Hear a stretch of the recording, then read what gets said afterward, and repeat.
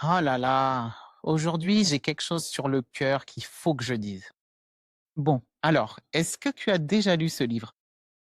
Je crois qu'il s'appelle Les 90 premiers jours. Je suis presque sûr que si t'es manager, si t'es un leader, tu as lu ce livre. Pour moi, c'était un peu ma bible quand je débutais, tu vois. Je crois que c'est écrit par quelqu'un qui s'appelle Michael Watkins. Tu devrais le lire. C'est un bon livre. Et je sais que presque tout le monde a lu ce livre. Bon, écoute. En gros, le principe, c'est que quand tu commences un nouveau boulot, tu as 90 jours pour observer, apprendre, poser des questions. En fait, tes 3 premiers mois servent surtout à essayer de comprendre tout ce qui se passe autour de toi. Et ensuite, tu passes en mode action totale. Tu sais, personne ne s'attend vraiment à ce que tu prennes les rênes pendant les 90 premiers jours. Je dis que c'est du pipeau parce que j'y ai cru. Vraiment, j'y ai cru à fond. J'y ai cru. Et j'ai dû apprendre certaines leçons. Cependant, la réalité des faits s'avère être en fait radicalement différente. Qu'est-ce que je veux dire par là? Je me souviens d'un poste en particulier. Laisse-moi te raconter ce qui s'est passé. Pour ce poste-là, je n'avais même pas encore commencé. Ma nouvelle fonction n'avait pas encore été annoncée. Tu me permets? J'étais encore en train de remplir la paperasse. Et tout à coup, j'ai remarqué que des gens de la nouvelle boîte cherchaient mon profil, me regardaient sur LinkedIn.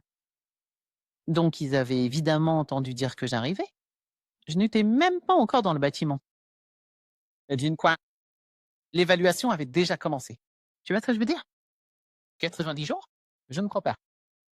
Avant tout, avant même que je franchisse la porte, les gens allaient voir mon profil LinkedIn pour savoir, qui c'est, elle. Qu'est-ce c'est? Quel est son parcours? Qu'est-ce que je peux apprendre sur elle à partir de son profil sur les réseaux sociaux? Donc, l'évaluation avait déjà commencé et c'est ça le truc. Si tu pars vraiment du principe que tu as 90 jours, je suis là pour te dire que ce n'est pas le cas. Laisse-moi te raconter une autre histoire. Je me souviens qu'au tout début de l'un de mes premiers postes de direction, j'ai dû rencontrer un partenaire.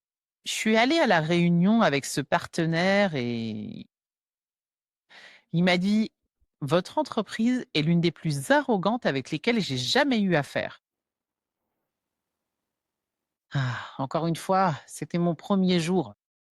C'était l'un des tout premiers et principaux partenaires que j'ai rencontrés. Et j'avais absolument tenu personnellement à rencontrer ce partenaire le plus rapidement possible. J'ai vraiment été profondément déstabilisée et troublée par cette remarque. J'ai immédiatement compris en une fraction de seconde qu'il fallait absolument que je réponde d'une manière très précise et réfléchie. Une manière qui allait déterminer la nature de notre relation pour tout le reste de mon passage là-bas.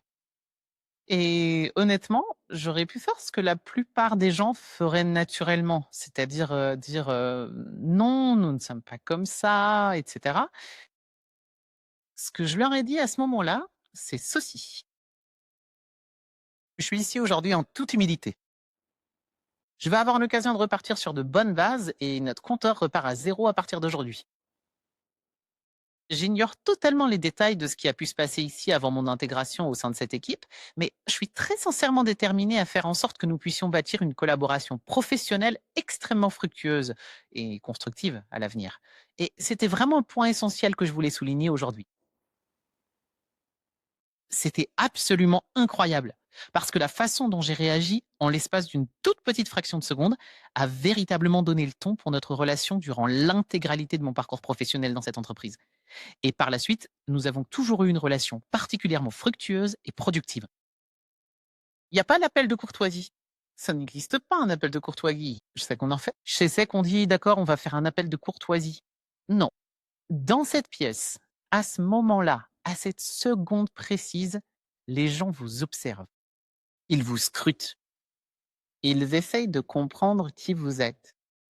Est-ce qu'ils peuvent travailler le nous? Quel genre de personne êtes-vous? Par conséquent, vous n'avez absolument pas le droit à l'erreur dans ce minuscule laps de temps d'une fraction de seconde. Laissez-moi vous donner un autre exemple. J'ai mené pas mal de redressements dans ma carrière et je me souviens être arrivé dans cette organisation qui était aussi en redressement. Et ouf! C'était une salle impitoyable. Il est important que je vous le dise. parce qu'ils avaient déjà absolument tout entendu par le passé. Ils avaient déjà vu de nombreux autres dirigeants se présenter devant eux pour leur parler longuement de tout ce qu'ils allaient accomplir ou de ce que nous allions faire pour arranger les choses. Ils en avaient juste assez d'écouter ce qu'ils considéraient comme des promesses non tenues. Donc, je suis arrivé dans cette salle la première semaine et j'assistais à une réunion de performance. Et encore une fois, souvenez-vous, 90 jours. Vous écoutez et vous observez. Et pendant mes premiers jours, ce que j'ai remarqué, c'est que cette organisation était vraiment obsédée par la concurrence. Par exemple, vous pouviez leur demander: «Pourquoi pleut-il dehors?» «Eh bien, la concurrence. Pourquoi est-ce que cela arrive?»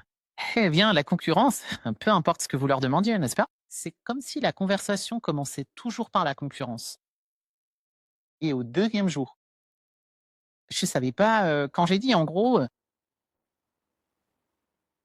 l'usage de ce nom est désormais strictement interdit. On ne va plus jamais parler de cette entreprise dans cette salle de réunion à partir de maintenant. Nous avons notre propre travail à faire et nous devons nous y concentrer pleinement. Nous avons notre propre stratégie. Et cette même semaine, il y a une chose, oh là là, je n'arrive pas à croire que je vais raconter cette histoire. Mais l'une des choses particulièrement marquantes et révélatrices qui s'est passée cette même semaine, c'est que j'ai pu constater par moi-même que les gens avaient l'habitude d'arriver avec un retard assez prononcé aux réunions. Donc, cette même semaine, j'ai interdit de prononcer le nom du concurrent dans ces salles, là où nous discutions de stratégie ou de performance. Mais cette même semaine, je crois, après être arrivé à la réunion, je pense que la réunion devait commencer à 9 ou 10 heures. Je me souviens plus exactement, mais j'ai fermé la porte à clé. Et tous ceux qui sont arrivés après n'ont pas pu entrer dans la salle de réunion. Et la porte est restée fermée à clé. Je n'ai pas fait de discours. Je n'ai pas dit: «Je vais fermer la porte à clé». J'ai juste fermé la porte à clé. Pour moi, la réunion avait commencé. Fermez la porte à clé. Je ne veux pas que la réunion soit perturbée. On va avancer. Et il s'agissait pas de mettre quelqu'un mal à l'aise, mais c'était vraiment pour rendre la norme visible. Ici, dans notre entreprise, on fait toujours les réunions à l'heure précise. Ici, il n'y a absolument aucune réunion qui commence en retard. Et bien sûr, on sait parfaitement qui sont nos concurrents directs, mais on ne se focalise jamais sur eux au point de risquer de se détourner de notre propre stratégie de développement. Et il m'est apparu de manière tout à fait évidente que je ne disposais absolument pas d'une période de 90 jours pour leur démontrer quelle serait la nouvelle norme de travail ou pour leur prouver véritablement qui j'étais en tant que leader. Et je devais m'en assurer qu'ils le comprennent rapidement. Et je dois dire que ça s'est répandu comme une traînée de poudre. Ils se disaient «Ah, elle ferme les portes à clé». Devinez quoi? Les gens arrivaient aux réunions en avance. 5 minutes en avance, 10 minutes en avance. Et donc, encore une fois, comme je l'ai dit, ce n'était pas pour être méchante ou horrible. C'était simplement pour donner le ton à l'organisation.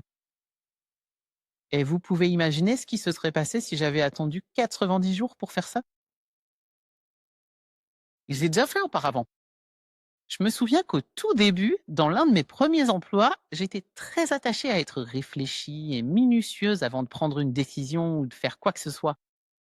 Dans mon esprit, c'était la bonne chose à faire. Ne te précipite pas pour prendre une décision. Ne te précipite pas pour juger. Il faut observer. Il faut écouter. Il faut apprendre. Parce que comment pourrais-tu prendre une décision sans savoir? J'ai failli perdre mon travail comme ça. Parce que tout ça, essayer d'être minutieuse et prudente, personne ne savait ce que je faisais. Donc, de leur point de vue, c'était comme si je ne faisais rien. Et donc, cette invisibilité ressemblait à de l'inaction. Et les gens ont simplement commencé à supposer que je ne travaillais pas. J'ai dû changer ça très rapidement. Donc, je pense que maintenant, avant même de commencer un poste, j'écoute. Quelques semaines avant de commencer officiellement, j'assiste à des réunions parce que, enfin, les gens savent pas que je suis là, mais c'est juste pour écouter. Je veux comprendre qui est discret, comment les gens se comportent dans la salle, qui prend la parole. Et c'est vraiment intéressant parce que le truc, c'est que pendant que les gens me cherchent sur LinkedIn, moi aussi je regarde les gens sur LinkedIn. Non? Ça marche dans les 2 sens. Je veux savoir qui fait partie de l'équipe, qui est cette personne, depuis combien de temps elle est dans l'entreprise, quelle est sa réputation, quel est son parcours. De la même façon que vous le faites avec moi. C'est ça. Je les évalue de la même manière que vous m'évaluez. Donc ça marche dans les 2 sens et c'est la raison pour laquelle c'est une leçon précieuse que j'ai apprise de la part d'un collègue, ce qui m'a amené à reconsidérer ma propre manière d'intégrer les nouveaux arrivants. Désormais, quand quelqu'un rejoint l'équipe, je fais quelque chose de tout à fait similaire, mais à l'envers.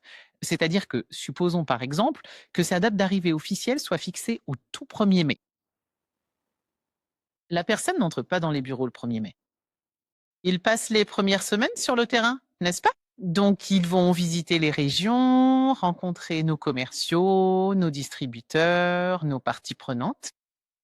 Ils apprennent à connaître l'entreprise parce qu'il est vraiment important que lorsqu'ils entrent pour la première fois dans la salle, ils arrivent pas avec des suppositions, pas avec des idées, mais avec des faits. Pas des opinions, des informations. Donc, l'évaluation fonctionne vraiment dans les 2 sens. Et donc, pour revenir à ce que je disais, d'accord?